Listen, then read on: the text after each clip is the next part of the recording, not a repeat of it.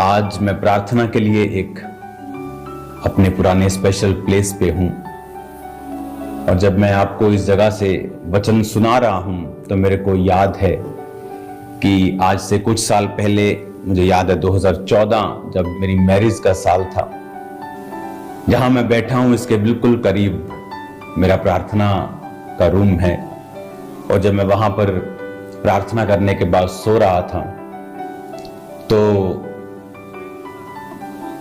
मेरे चेहरे पे जैसे मोबाइल की रोशनी होती है, टॉर्च होती है, वो मेरे चेहरे पे बजने लगी और मुझे लगा कि मेरी वाइफ मेरे साथ मजाक कर रही है या मुझे देख रही है कि क्योंकि यहाँ बेसमेंट है तो बाहर की रोशनी इतनी नहीं है। तो मैं अपनी आंखों को बंद करके ना नींद में था ना जाग रहा था। जैसे परमेश्वर के साथ आप कनेक्ट हो जाते हो तो आपको कई बार प्रार्थना के बाद कुछ लोग समझ रहे होंगे इस चीज को, तो वो वाली सिचुएशन थी। और जब मेरे चेहरे पर रोशनी बज रही थी तो मैं अंदर से सोच रहा था, क्योंकि मेरे को पसंद नहीं कुछ चेहरे पे मेरे ये मोबाइल टॉर्च मारे। तो मैं अंदर से सोच रहा था कि ये क्यों मोबाइल टॉर्च सोनिया मुझ पे मार रही है, क्यों ऐसा कर रही। लेकिन जब मैंने आंखों को खोला कुछ देर बाद तो कोई वहां पे नहीं था। तो मैंने अपनी वाइफ से पूछा तो कि यहाँ आई थी और तुमने टॉर्च मारी? कहती मैं यहाँ नहीं आई। और फिर मुझको समझ आया कि खुदावंद के जो स्वर्गदूत हैं, उनकी जो एंजेलिक प्रेजेंस है वो यहाँ पे मौजूद थी। ये वही बिल्डिंग है जहाँ पे मेरी वाइफ ने पवित्र आत्मा को पाया था और उस दिन उसने भी स्वर्गदूत को एक्सपीरियंस किया था इस बिल्डिंग के अंदर। और मैं उसी जगह पे बैठा हूं जहां पर मिनिस्ट्री के जो बिगेस्ट मिरेकल्स थे वो स्टार्ट हुए थे। एक ऐसा मिरेकल मुझे याद है कि एक व्यक्ति जो जन प्रभु यीशु मसीह जी का प्रचार सुनना चाहते हैं वह इस चैनल को जरूर सब्सक्राइब करें। पागल हो गया था, कंप्लीट पागल, और उसको जब लाया गया यहाँ पे तो उसके फादर की सेम रीति से कुछ ही घंटे पहले डेथ हुई थी। जब उसकी डेथ हुई फादर की, सेम उसको भी ठीक था, वो अटैक आने लगे, अटैक बढ़ गए, दवाइयां खाई, हॉस्पिटलाइज्ड हुआ, धीरे धीरे सेहत डाउन हुई, मर गए। सेम अटैक बेटे पे होने लगे, वो भी मरने के किनारे था और मैं यहाँ बाहर खड़ा था और परमेश्वर ने कहा था इसको क्या यहाँ सेवा कर।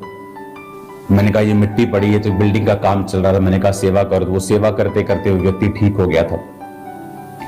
और ये वो जगह है जहां पर मिनिस्ट्री का फर्स्ट मिरेकल मैंने देखा था कि एक व्यक्ति जो बहुत अमीर था, लेकिन जब हम डे नाइट के 7 फास्टिंग में थे तो वो मेरे करीब से जब निकला तो उसके जुराबे नहीं थे। और मैंने कहा था कि तुम अपने साथी को कि इसको पूछो कि इसके पास जुराबे नहीं तो मैं इसको लेके देता हूँ। तो उसने कहा था नहीं मैं बहुत अमीर हूँ लेकिन मैं डाल नहीं सकता कुछ, क्योंकि मेरे ब्लड बहता है, पूरी बॉडी से निकलता है, मेरे को स्किन का रोग है, सोराइसिस है, उसका कोई इलाज नहीं है। तो छोटा सा कैमरा हमारे पास सोनी का शायद होता था, तो वो कैमरे से छोटा सा ऐसे जो चलता था उससे वीडियो भी रिकॉर्ड की थी, लेकिन वो कैमरा मिस हो गया। तो वो मिरेकल जब हमने देखा था कि कुछ जब प्रार्थना हुई और कुछ ही दिन बाद वापस आया तो उसकी स्किन पूरी तरह से रिस्टोर थी। मैं उस शुरुआत वाली जगह से आज आपको परमेश्वर के वचन को दे रहा हूं और मैं ये बिलीव करता हूं कि आज की जो रेवलेशन परमेश्वर का आत्मा आप पर जाहिर करेगा वो आपको सेम नहीं रहने देगा, वो आपको एक सा नहीं रहने देगा। जब जब भी परमेश्वर ने कोई बड़ा छुटकारा किया है तो अपने वचन के द्वारा किया है। एक वचन है जो बाइबल में लिखा हुआ है, एक वचन है जब ये लिखा हुआ वचन जीवित हो जाता है, ये रेमा बन जाता है। बाइबल में तो 10,000 12,000 तरह की चीजें लिखी होंगी, 15,000 पता नहीं कितने लाख तरह की चीजें लिखी होंगी, लेकिन आज इस कलीसिया को क्या चाहिए वो रेमा वचन के द्वारा परमेश्वर देता है, अपनी आत्मा के द्वारा। स्पेसिफिकली एक वचन की ओर टारगेट करता है कि आज तुझे ये बात अपने लोगों से करनी है, क्योंकि परमेश्वर का आत्मा जानता है आपको किस रीति से छुड़ाना है। तो मैं ये बात समझता हूं, मैं ये बात जानता हूं कि परमेश्वर का जो रूह है, उसका जो आत्मा है, वो इस वचन के जरिए वो आपको छुड़ाएगा और वो आपसे बात करेगा। आज जब हम इस वचन को सुन रहे होंगे तो मैं चाहता हूं इससे पहले हम एक प्रार्थना करेंगे और एक सॉन्ग हम क्वायर के साथ मिलकर गाएंगे। तेरा कलाम है चिराग। अपने हाथों को उठाकर हम प्रभु से कहेंगे, खुदाबंद तेरा जो वचन है, तेरा जो कलाम है, वो मेरी राहों की रोशनी है। अपने हाथों को उठाकर थैंक यू जीसस बोल के सिर्फ क्वायर के साथ हम इस सॉन्ग को गाएंगे। तेरा कलाम है चिराग, मेरे राहों की रोशनी। तेरा कलाम है चिराग, मेरे राहों की रोशनी। अपने दिल में मैंने इसको छिपा के रखा है। अपने दिल में मैंने इसको छिपा के रखा है। परमेश्वर वफादार है। अगर आप उसके साथ वफादार रहेंगे, वो आपको आपके जीवन साथी वफादार देगा, वो आपके बच्चों को आपको वफादार देगा, आपकी कलीसिया को वफादार देगा। बहुत से लोग बोलते हैं कि जैसे आपकी कलीसिया एक्साइटेड रहती है, ऐसी हमने कहीं नहीं देखी। आपको देखकर लोगों को प्रभु की वर्शिप में हर जगह ये लोग ओवर एक्साइटेड रहते हैं। ये क्या रीजन है? जैसे आप परमेश्वर के साथ हैं, जितना आप प्रभु को वैल्यू करते हैं, उतना ही प्रभु लोगों के जरिए, आपके परिवार के जरिए आपको वैल्यू देता है। अगर आप उसकी बात को गिरने नहीं देते हैं, तो आपको परमेश्वर लोग भी ऐसे देता है जो आपकी बात को गिरने नहीं देते, नहीं तो फिर वो आपकी लाइफ में नहीं रहते। हालेलुया। जब आज हम दुनिया में देखते हैं, इस यशाया 1 उसकी 2 आयत में लिखा है, हे स्वर्ग सुन, हे पृथ्वी कान लगा, क्योंकि यहोवा कहता है, मैंने बाल बच्चों का पालन पोषण किया, उनको बढ़ाया भी, परंतु उन्होंने मुझसे बलवा किया। बैल तो अपने मालिक और गधा अपने स्वामी की चरणी को पहचानता, परंतु इज़राइल मुझे नहीं जानता, मेरी प्रजा विचार नहीं करती। हाय, ये जाति पाप से कैसे भरी है, ये समाज अधर्म से कैसे लदा हुआ है। इस वंश के लोग कैसे कुकर्मी हैं, ये बाल बच्चे कैसे बिगड़े हुए हैं। उन्होंने यहोवा को छोड़ दिया और उन्होंने इज़राइल के पवित्र को तुच्छ जाना है, वे पराये बनकर दूर हो गए हैं। परमेश्वर ने कहा कि ये जाति पाप से कैसी भरी है। आज से कुछ साल पहले जब इंटरनेट की स्टार्टिंग हुई थी और इंटरनेट आम लोगों तक पहुंचा था, मैंने लोगों को बोला था कि अभी तो कुछ पाप आप नहीं देख रहे, आने वाले पाप को आप देखोगे, अंधेरा इतना बढ़ेगा, इतनी गंदगी बढ़ेगी। आज आप इंटरनेट के ऊपर देख लो, जो कपड़े छोटे थे अब तो वो स्टिकर रह गए हैं अंगों के ऊपर। और आपको पाप करने के लिए रेड लाइट एरिया में जाने की जरूरत नहीं, आप फेसबुक इंस्टाग्राम ही बहुत है पाप करने के लिए, सब नंग धड़ंग देखने के लिए। वचन कहता है ये जाति पाप से भरी है, जो समाज अधर्म से लदा हुआ है। अगर आप देखेंगे तो मैं अब आपको बता रहा हूं, आने वाले समय में ऐसे शोज होंगे जहां लाइव लोग टॉयलेट को खा जाएंगे, अपने ह्यूमन टॉयलेट को। मैं आपको बता रहा हूं, इंसान के मल को वो खा जाएंगे लाइव, आपको बता रहा हूं मैं, just for content and views. इतनी गंदगी होगी फ्यूचर में, इतना पाप होगा। अगर आज आप देखो इंटरनेट के ऊपर कॉमेडी के नाम के ऊपर कितना व्यभिचार हाई लेवल का हो चुका। पहले था कॉमेडी के नाम पे व्यभिचार शुरू हुआ, वो एक्सेप्ट हुआ। जब वो एक्सेप्ट हुआ फिर शैतान ने अगला वार लॉन्च किया। अब आप देखो इंटरनेट के ऊपर कॉमेडी के नाम के ऊपर एक बहुत ही हैवी लेवल का पाप जो है वो चल पड़ा है, लेकिन उसके बाद फिर एक अलग लेवल आएगा और लेवल आएगा। कितने मिरेकल्स, कितने साल्वेशंस, कितने खुदा के काम हो रहे जो पहले नहीं हुए। क्यों? पाप का लेवल बढ़ा, शैतान ने अपने हथियारों को, अपनी चीजों को बढ़ाया, तो परमेश्वर भी अपनी रोशनी को बढ़ा रहा है। इस कमरे में अगर अंधेरा है ज्यादा, लेकिन जब रोशनी चमकती है तो रोशनी भी फिर रोशनी ज्यादा लगती है कि ये रोशनी चमकी। उसी तरह से आप, परमेश्वर ने कहा तुम ज्योति के समान हो। इस तरह से पास्टर्स, इस तरह से परमेश्वर के दास पहले कभी इतना परमेश्वर उनको ऐसे नहीं जानते थे लोग, लेकिन अब लोग हाईएस्ट लेवल पे उन्हें जानने लगे। इस मिनिस्ट्री को दुनिया का हर बंदा अब जानने लगा, इंडियन हर बंदा इसे जानता है, फॉरेन के लोग इसे जानते हैं। पहले ऐसा नहीं होता था। क्यों? क्योंकि अब पाप अगर बढ़ गया है तो परमेश्वर अपने लोगों को भी उतना ही चमका रहा है और पावर और ग्रेस और अथॉरिटी दे रहा है कि वो उसको इनकाउंटर कर सके, न्यूट्रलाइज कर सके, खत्म कर सके। हालेलुया। आप देखो बच्चे बीमार हो रहे, लोगों के बच्चों को कैंसर हो रहा, पहले कभी नहीं सुनाई देता था। कैंसर बुजुर्गों को होता था, जवानों को, लेकिन अब देखो धीरे धीरे ये न्यू बॉर्न बेबीज तक पहुंच गया। और क्योंकि पाप बढ़ा तो परमेश्वर ने कहा ये समाज अधर्म से लदा हुआ, इस वंश के लोग कैसे कुकर्मी, इनके बाल बच्चे कैसे बिगड़ गए। 5 आयत में लिखा, तुम बलवा करके क्यों अधिक मार खाना चाहते हो, तुम्हारा सिर घावों से भर गया, तुम्हारा हृदय दुखों से भरा है। यशाया भविष्यद्वक्ता, ये बाइबल की स्टडी में नहीं लिखा, लेकिन अगर आप इजरायली इतिहास को पढ़ते हैं तो उसमें आपको लिखा मिलता है कि जो यशाया भविष्यद्वक्ता था वो 2 फाड़ कर दिया गया था और राजा मनश्शे के द्वारा मरवा दिया गया था। उसको 2 फाड़ कर दिया गया था और राजा मनश्शे के द्वारा उसे मरवा दिया गया था।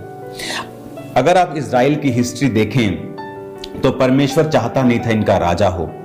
परमेश्वर चाहता था कि मैं अपनी आत्मा से तुम्हें अगुवाई करूं, न्यायी लोग, आत्मा से भरे हुए लोग तुम्हारी अगुवाई करें। लेकिन हमारे इजरायली लोग कहते नहीं, जिस तरह से दूसरी जातियों के पास राजा होता है वो उनकी अगुवाई करता, हमें भी उनके जैसा बनना है।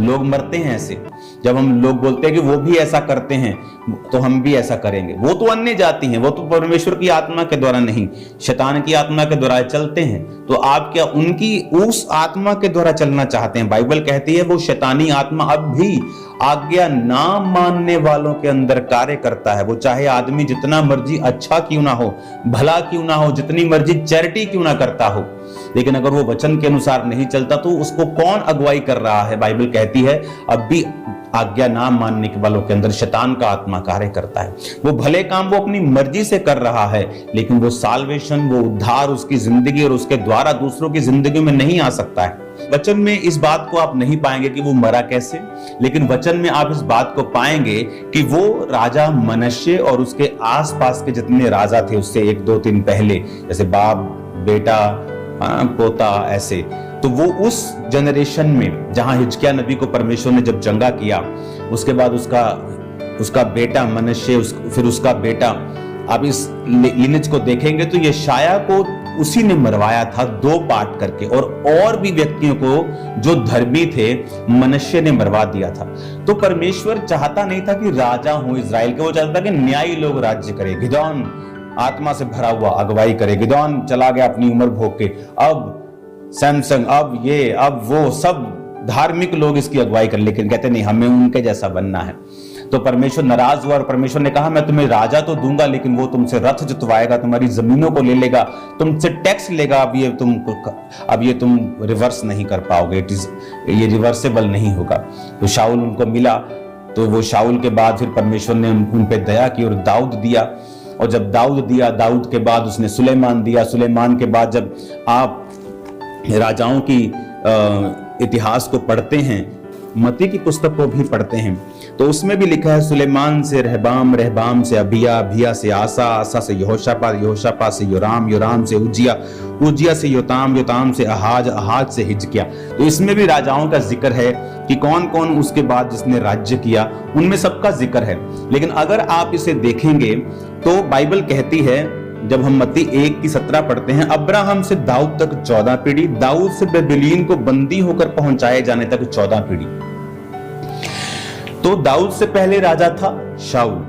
तो आप इमेजिन करो, शाऊल, दाऊद, दाऊद के बाद है ना सुलेमान, उसके बाद रहबाम, अबिया, अबिया से आसा, ये लोग राजा हुए। मैं आपको ये क्यों बता रहा हूं, इसका रीजन है, परमेश्वर, बाइबल कहती वो पाप करते गए, मूर्ति पूजा करते गए, व्यभिचार करते गए, हर तरह का वो गुनाह करते गए। और परमेश्वर क्या करता था? जब वो गुनाह करते थे, दुश्मनों को हावी कर देता था। वो राजा जो बड़े बड़े इजराइल से हार जाते थे जब परमेश्वर उनके संग होता था, और जब ये फिर लोग भूल जाते थे परमेश्वर को, आदमी भूल जाता प्रभु को जब उसको सारी ब्लेसिंग्स मिल जाती, उसे वो क्लाउड एक दुनिया का कवर कर लेता, उसे लगता है कि ये मेरी वजह से है, ये ऐसा हो सकता है, इत्तेफाक हो सकता है। तो वो जब बिगड़ जाते थे, परमेश्वर एक कमजोर सा, एक टुच्चू सा राजा उठाता था और वो इजराइल पे कब्जा कर लेता था। इजराइली रोते थे, दुखी होते थे, परमेश्वर फिर अपने लोगों को उठाता था, फिर उन्हें खड़ा करता था, फिर वो राजे बिगड़ जाते थे, परमेश्वर फिर उन्हें मारता था। तो कुछ देर तक परमेश्वर सहन करता गया। आपको अपने बच्चे को सिखाते हैं, आप उसे डांट लगाते हैं, छड़ी लगाते हैं, लेकिन जब आप देखते हैं कि ये पैटर्न बन गया, ये सुधरते ही नहीं, फिर आप एक बड़ी मार के लिए उन्हें तैयार करते हैं।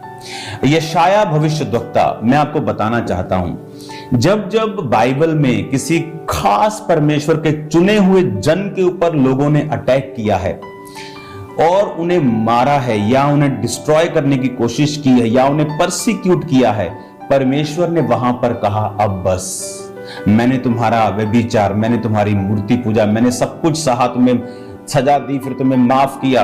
लेकिन जब मनश्शे ने यशाया को मरवा दिया, तब परमेश्वर ने कहा बस, अब बस, दैट्स इट। और उसके बाद क्या हुआ? इस मनश्शे के बाद अमोन के बाद योशिया, अगर आप 10 आयत को पढ़े तो जब उसने मरवा दिया तो मरवा दिया, उसका बेटा था, उसका बेटे का बेटा था, क्योंकि जो मनश्शे था उसने सबसे ज्यादा समय इजराइल यहूदा के ऊपर राज्य किया, सबसे ज्यादा टाइम उसने राज्य किया, वो सबसे निकम्मे राजाओं में से एक था।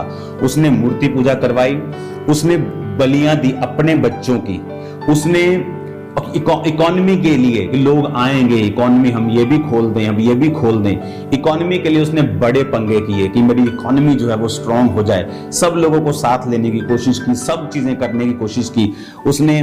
अगर आप उनकी हिस्ट्री पढ़ेंगे तो ऐसे उनमें कुरीतियां थी कि वो अपने अपने अपने धार्मिक प्लेसेस के अंदर जाकर व्यभिचार करते थे, आदमी और औरत, उनके ये रिचुअल था, उनके रीति रिवाज का एक पार्ट था। तो उसने फिर वो स्टार्ट किया, जो उसके पिता ने बंद करवा दिया था उसने सब स्टार्ट कर दिया, और उसने फिर यशाया को मरवाया। जब उसने यशाया को मरवा दिया, परमेश्वर ने कहा बस। और ये वो समय था जब परमेश्वर ने इजराइल की महिमा को पूरी तरह से मिट्टी में मिला दिया। नो मोर किंग नाउ। अब मनश्शे से अमोन, अमोन से योशिया, बस बेटा पोता जो पैदा हुआ, उसके बाद परमेश्वर ने कहा बस। फिर लिखा बंदी होकर बेबीलोन के जाने के समय में 11 आयत में लिखा, फिर वो बेबीलोन के द्वारा बंदी बना लिए गए। मती की 1:11, बंदी होकर बेबीलोन जाने के समय में योशिया से यकुन्याह और उसके भाई उत्पन्न। फिर वो सारी जो इजरायली जाति थी वो बंदी बना लिए गए, लोगों और राजाओं समेत। नाउ नो मोर किंग। पहले परमेश्वर थोड़ी थोड़ी सजा देकर उनको सुधारता था, परमेश्वर ने कहा अब तुम्हारी बस हो गई, अब मैं तुम्हें पूरी तरह से बंदा बनाऊंगा। और फिर क्या हुआ? बेबीलोन को बंदी बनाकर वो पहुंचा लिए गए, बंदी बना लिए गए, जस्ट ऊपर से सीधा नीचे बंदी बना लिए गए, मजदूर बना लिए गए। हालेलुया। और जब यशाया मरवा दिया गया, अगर आप देखेंगे जहां जहां परमेश्वर के लोगों को निरादर किया गया, परसिक्यूट किया गया, मारा गया, उसके बाद जो सजा लोगों के ऊपर आई है वैसी कभी नहीं आई। जीसस को क्रूस पे चढ़ा दिया तो राजा बोला तू बोले तो मैं तुम्हें माफ कर सकता हूं, कोई गुनाह तुझ पे साबित नहीं होता। लोग कहते नहीं सो क्रूस पे चढ़ाओ, वो बोला नहीं। प्रभु यीशु मसीह कहते मैं अपनी मर्जी से आया हूं, अपनी मर्जी से मारा जाऊंगा, अपनी मर्जी से तीसरे दिन मुर्दों में से जी उठूंगा। और वचन कहता है कि वो हाथ धोता है और बोलता है मैं इस धर्मी के लहू से निर्दोष हूं। उसकी पत्नी बोलती है राजा की, इसके हाथ मत डालना, मैंने स्वप्न में बड़ा दुख उठाया इस बंदे के कारण, दूर रहना इस धर्मी से। कहता मैं निर्दोष हूं भाई। सारे लोग बोले इसका लहू हम और हमारी संतानों के ऊपर हो। एग्जैक्ट यीशु मसीह के जी उठने के कुछ साल बाद, कुछ दशक बाद, आप हिस्ट्री पढ़ो, पूरे इजराइल को खत्म कर दिया गया था। पूरे इजराइल को खत्म कर दिया गया था, उनके वर्शिप प्लेसेस को ढा दिया गया था, पूरे इजराइल को फिनिश कर दिया गया था। और वो कितने 100 साल के बाद जाके फिर वो देश बना, आपको मालूम? कारण जीसस क्राइस्ट को मारना, उसके लहू को, उसके दोष को अपने ऊपर लेना। हालेलुया। अफ्रीका में मैं एक सिस्टर को जानता हूं, बहुत अच्छी वर्शिपर थी वो, इतनी अच्छी वर्शिपर कि जब वो गाती थी तो आत्मा उतरता था। उसका पास्टर जो था वो बड़ा अनॉइंटेड मैन ऑफ गॉड था, very anointed man of God. तो वो जब सेवकाई चली तो वो भी साथ चली और वो भी अनॉइंटेड होती गई, अभिषेक में भरती गई, बढ़ती गई। उसके सॉन्ग्स जो थे बहुत चलते थे, लोग आत्मा से भरते थे। जब वो एक लेवल पे आई, बहुत बड़ी हो गई।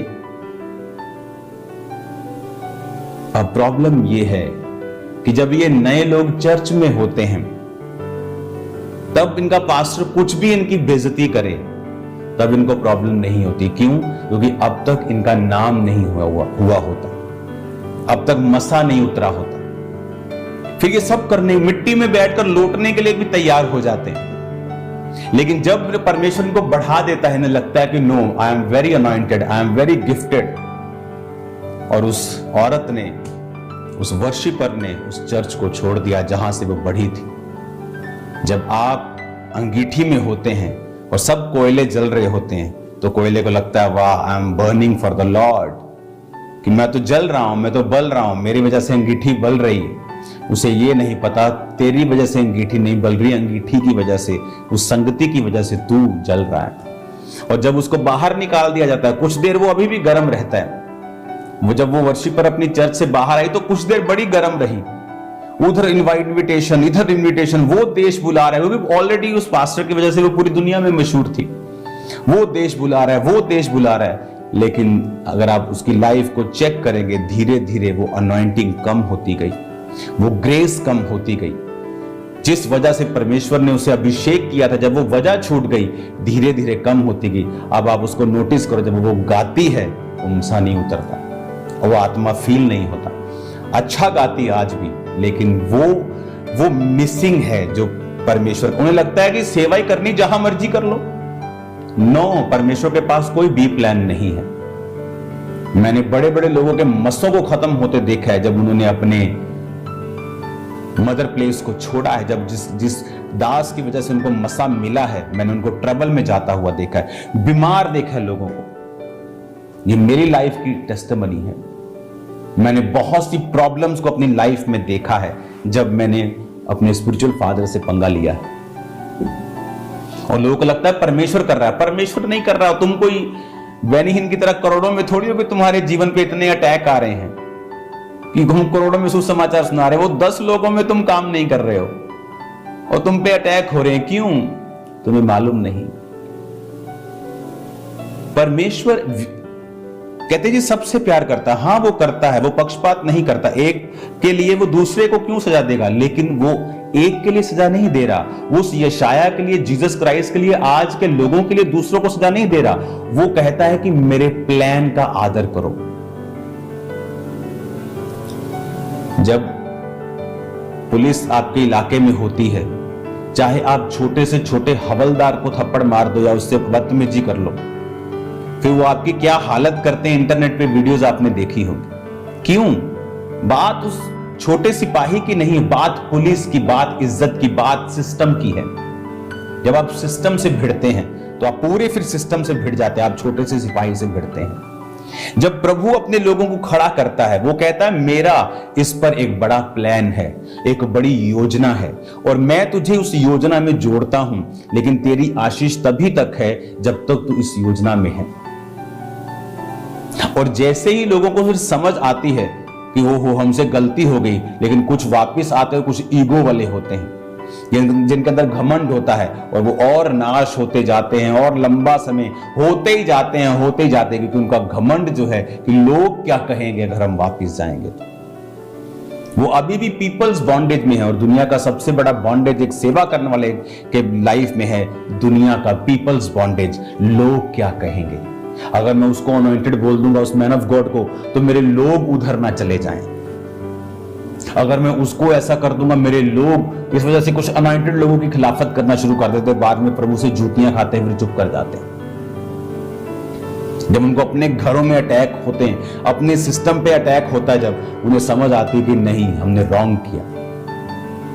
और एक नहीं, मैं आपको हजारों टेस्टिमनीज दे सकता हूं। जब क्यों आपको आशीष मिलती है? प्रभु कहता है ये मेरा सेवकाई है, ये मेरा दास है, मेरा प्लान इसके ऊपर। वो अपने प्लान के कारण सब कुछ कर रहा है। लोगों को वो पक्षपात से नहीं करता, एक को बड़ा ऊंचा छोटा नहीं समझता, लेकिन उसका प्लान जो है वो बड़ा है। वो अपने प्लान, अपनी योजना जो उस व्यक्ति, उस सेवकाई और दर्शन में परमेश्वर ने रखी है, उसके जरिए जो लाखों करोड़ों लोगों को परमेश्वर ने प्रभावित करना है, उसके कारण वो उसको स्पेशल ट्रीट करता है और वो लोगों की असाइनमेंट्स रखता है, काम देता है कि तुम्हारी ये जगह है। बहुत से लोग आशीष नहीं पाते अपनी लाइफ में। क्यों? बहुत सी चर्चेस में घूमते हैं, वो चर्च में संडे, उस चर्च में थर्सडे, उस चर्च में मंडे, और वो धोबी का कुत्ता, ना घर का ना घाट का, वो कहीं के नहीं रहते। क्योंकि परमेश्वर जब आपको एक चर्च देता है, वो सिर्फ सरमन सुनने के लिए नहीं देता है। आप कोई भी जीवित चर्च चुन लो, मैं नहीं कहता मेरी वाली चुनो, कोई भी जीवित चर्च चुनो, वहां पे ड्यूटी लो, वहां काम करो, उस दर्शन को ध्यान से समझो। उसके अगर 3 सरमन हफ्ते के आते, तीनों सुनो, 7 आते, 7 सुनो और देखो। और अगर पार्टनरशिप है, उसमें हिस्सा लो। बीज बोला, उसमें हिस्सा लो। प्रार्थना बोला, उसमें हिस्सा लो। फास्टिंग बोला, इस वजह से कि आप जब उस प्लान में, उस दर्शन में शामिल हो जाते हैं और प्रभु देखता है कि मेरा दास उस योजना में है, मेरा दर्शन बिल्कुल स्ट्रेट है, ये लोग जो मैंने प्रभु के दास को दिए हैं, ये उसके साथ एक मन है, तो परमेश्वर आपको ब्लेस करता है, क्योंकि आप फिर उसकी योजना में है। आज लेकिन हाँ, वो भी उधर भी, इधर भी। उसकी वजह से क्या है? आप रोपे नहीं। आप एक पेड़ को बार बार पट्टो और बार बार अच्छी जगह, अच्छी जमीनों में लगाई जाओ, वो सूख जाएगा। आपको एक सेवकाई चुननी होती है, उसके साथ फिर आपको चलना होता है, उस दर्शन में आपको शामिल होना होता है, और उसके बाद फिर प्रभु आपको ब्लेस करता है। इसी वजह से बहुत से लोग आशीष से खाली हैं आज, क्योंकि उनको ये नहीं पता हमें क्या करना है। क्योंकि वो तभी मालूम होगा जब आप एक जीवित सेवकाई में एक परमानेंट सदस्य होंगे, आपको मालूम होगा परमेश्वर का आत्मा अब क्या कर रहा है, मुझे प्रार्थना करनी है, मुझे बीज बोना है, मुझे। क्योंकि सिर्फ क्रिश्चियनिटी सिर्फ अलग अलग सरमन सुनने का नाम नहीं है। नॉलेज तो आप दिन के 100 सरमन सुन लो, तब भी आप प्रभु से नहीं ले पाएंगे पूरी। हालेलुया। आज जब लोगों को ये स्पिरिचुअल समझ की जब कमी हो जाती है लोगों की लाइफ में, उन्हें लगता है कि मेरी आग से मैं यहां तक पहुंच गया, और जैसे वो अंगीठी से कोयले को बाहर निकाला जाता है, वो आग ठंडी हो जाती, धीरे धीरे फिर मक्खियां बैठने लगती, वो स्ट्रगल शुरू हो जाता। उन्हें लगता है प्रभु कर रहा है, प्रभु नहीं कर रहा।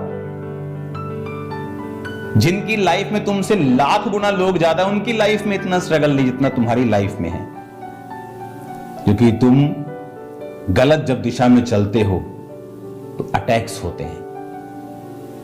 हालेलुया। मैंने बहुत से लोगों के ऊपर अटैक्स होते देखे हैं, उनकी फैमिलीज के ऊपर अटैक होते देखे। अपनी लाइफ में मैंने ट्रबल देखे हैं बहुत साल पहले, जब मुझे समझ नहीं थी किस तरह से हमें पेश आना है अपने आत्मिक पिता के साथ। और तब समझ आती है कि नहीं, ये प्रभु का प्लान, प्रभु का सिस्टम है।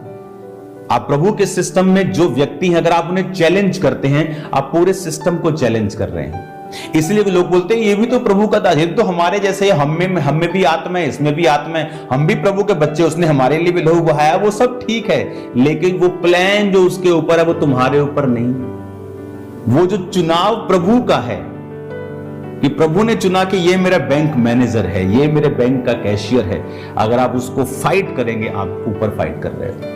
क्योंकि परमेश्वर ने एक सिस्टम बनाया है कि अगर परमेश्वर को दुनिया को बचाना है तो सिस्टम बनाया, चर्च बनाई। अगर प्रभु की आत्मा नहीं काम करना था तो प्रभु कहता मेरा आत्मा काम करेगा, तुम बैठो देखो क्या होता है। तो प्रभु ने क्या कहा? चलो को जाओ और सुसमाचार को सुनाओ और सब जातियों को चेला बनाओ, तुम जाओ।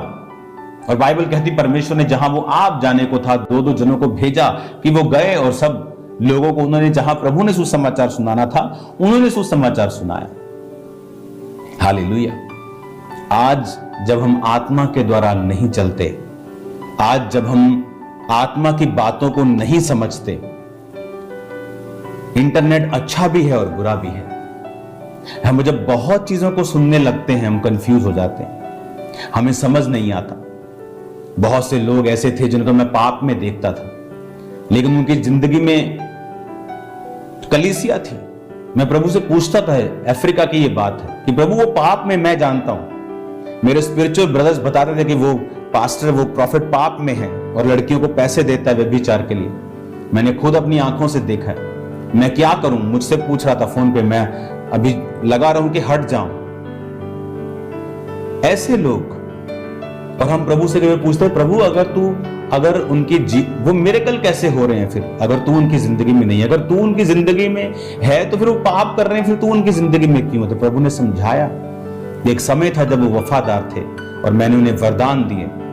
अब जब आदमी वफादार होता है, प्रभु आपको वरदान देता है। प्रार्थना करते हैं, वरदान मिलते हैं। वरदान के लिए आपका चरित्र कैसा है ये इतना मायने नहीं रखता, मैं आपको बता रहा हूं। वरदान पाने के लिए जब आप मेहनत करते हैं, वरदान मिल जाता है, लेकिन जब आप बिगड़ जाते हैं, परमेश्वर वरदान वापस नहीं लेता। तो वो व्यक्ति भी पंजाबी ने भले खेच रहता हो कि मेरे द्वारा तो लंगड़े चल रहे हैं। तो जब वो दूसरी तरफ पाप में होता है, इधर लंगड़े चला रहा होता है, उसे लगता है कि this is valid, but this is not valid, this is a gift. ये वरदान है जो प्रभु, एक जेंटलमैन है, उसने आपको आईफोन दिया, ले बेटा आईफोन। आप बिगड़ गए तो वो आपसे आईफोन वापस लेने नहीं आएगा कि मेरा आईफोन जो तेरे को 2 साल पहले दिया था ना गिफ्ट, वो वापस कर दे, तेरी दोस्ती मेरे साथ टूट गई। नो, आप अपने दोस्त के साथ ऐसा नहीं करते। आपने उसे पेन दिया गिफ्ट के रूप में, आप 2 साल बाद पेन वापस नहीं ले जाते जब आप उसके साथ दोस्त नहीं रहते। तो पेन उसके पास रहता है, गिफ्ट आपके पास रहता है, आप यूज कर सकते हो, आप बेच सकते हो, 25,000 में बेच सकते हो गिफ्ट को, आप हीलिंग प्रेयर बेच सकते हो। लेकिन आप वो हीलिंग प्रेयर बेच तो रहे हो, 25,000 ले भी रहे हो, लेकिन आप वो 25,000 नहीं ले रहे हो, आप कैंसर ले रहे हो लोगों का। वेट करो, आप वेट करो। जब मनुष्य बिगड़ा और उसने यशाया को मरवाया तो एकदम से आसमान से कोई बारिश नहीं आ गई गंधक की, आग की। टाइम लगा, उसका बेटा पोता, उसके बाद टाइम लगा। कुछ ही सालों में परमेश्वर ने योजना, जैसे वो बिगड़ा उधर से परमेश्वर पूरे बेबीलोन में योजना बना रहा है।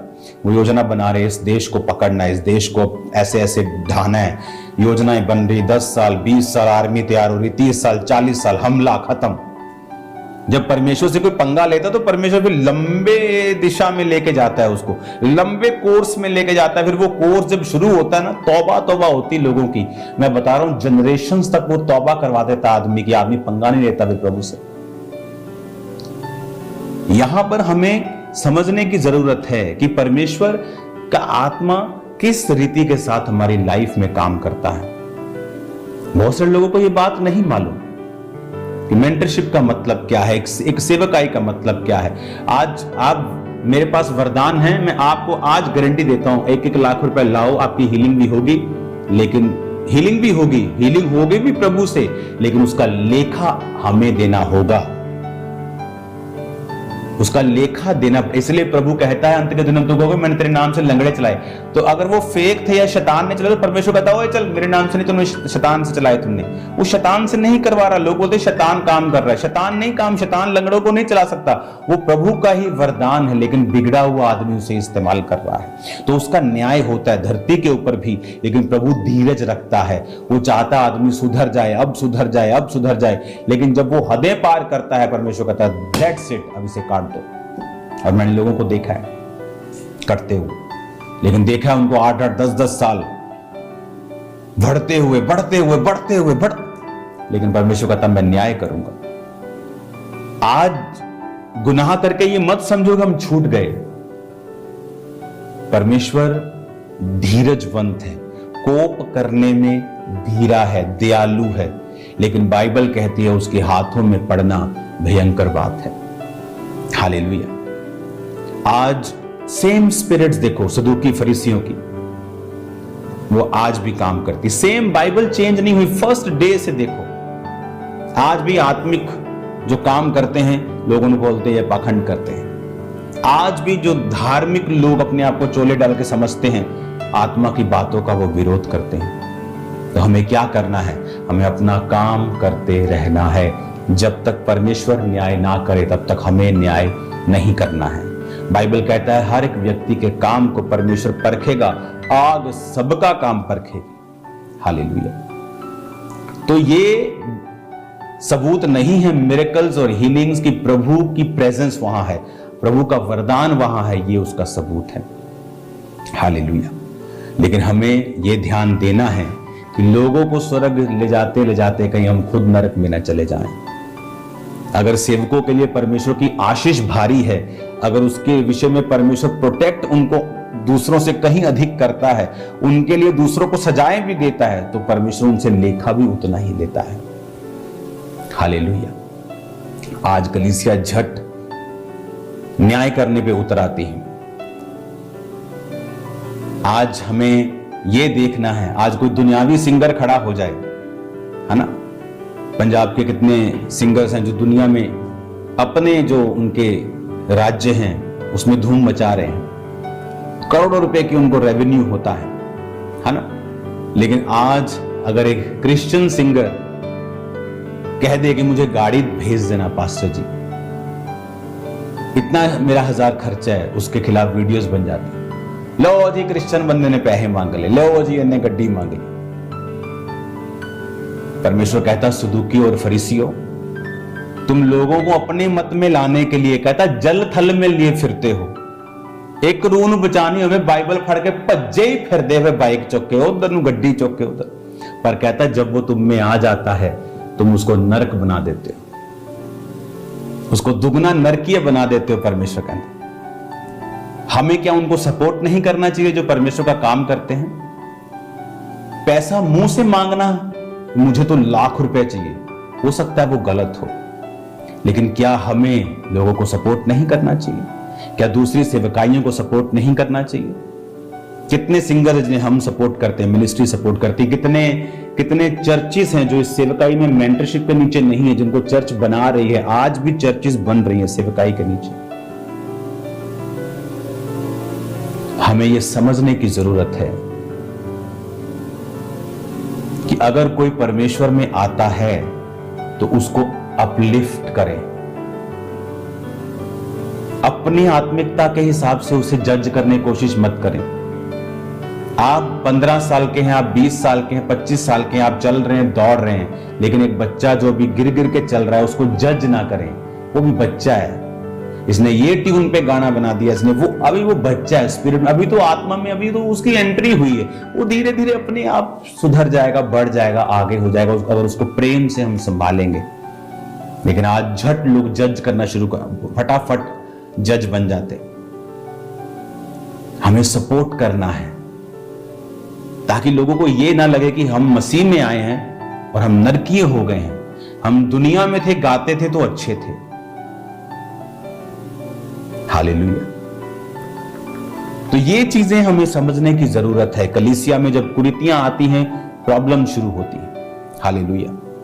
अगर आप बाइबल में देखें, जब एक व्यक्ति ने पाप किया तो परमेश्वर ने कभी नहीं कहा से sorry, sorry God, okay done, कभी ऐसा नहीं हुआ। अगर आप रियल में सॉरी हैं, फर्स्ट आप बोलेंगे आई एम सॉरी, आप फिर उसका अंगीकार करेंगे और मानेंगे कि हां मैं गलत था। तीसरा, फिर आप उस गलत को कैसे रिवर्स किया जाए उसके बारे में प्रयास करेंगे।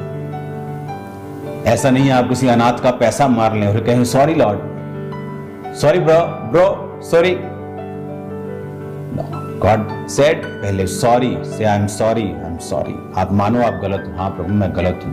अब तीसरा, अनाथ के पास जाओ, उसका पैसा वापस करो। किसी को कुछ गलत किया, जाओ उससे माफी मांगो, तब it's a real repentance. Otherwise you are a fake man, आप फेक रिपेंटेंस कर रहे हो। You are a proud man, आप घमंडी आदमी हो। लोग से सोचते हैं कि खामरा चर्च बढ़ गई। मैं आपको बताता हूं, इस घर में सैकड़ों पास्टर्स आए होंगे और कोई पास्टर ऐसा नहीं था जिसके मैंने पैर नहीं धोए। शुरुआत में 2004, 5, 6, 7 ले हैंड नहीं मैं करवाता था, लेकिन सबकी इज्जत मैंने की है, ऑनर किया है, परमेश्वर के वचन को समझा है। आज झट लोग मुंह खोलते हैं और किसी अनॉइंटेड बंदे के खिलाफ बोल देते हैं और बाद में खुद धक्के खाते हैं, फिर खुद पनिशमेंट्स प्रभु से लेते हैं और रोते हैं, फिर क्रिश्चियनिटी को दोष देते हैं। मैं ऐसा नहीं था, मुझे मालूम था, मैंने भी कुछ मेरे साथ भी हुआ, लेकिन मैं जल्दी सुधर गया। जैसे मेरी लाइफ में प्रॉब्लम आई, मैं समझ गया मैंने गलत किया है, मैं भी सुधारूंगा इसको, और जट सुधारा, सेकंड में सुधरता था मैं, ये मेरी आदत थी। हालेलुया। आज हमें ये बात सीखने समझने की जरूरत है। अगर हमें आशीष चाहिए, बरकत चाहिए, तो हमें वैल्यू समझनी होगी अनॉइंटेड चर्चेस की, जीवित चर्चेस की, मैन ऑफ गॉड की। हमें समझना होगा परमेश्वर कैसे काम करता है, किस रीति के साथ वो काम करता है, और हमें किस रीति के साथ परमेश्वर में चलना है। हालेलुया। हमें ये खुशी मनानी चाहिए अगर आज हमारे वर्शिप पर पंजाब के आशीषित हो रहे हैं, ब्लेस्ड हो रहे हैं। हमें आनंदित होना चाहिए अगर चर्चेस बढ़ रही हैं तो। बहुत सारे बड़े बड़े चर्चेस मुझे मिलने के लिए आते हैं, सब इंटरनेट पे नहीं, सब आनंदित होते हैं।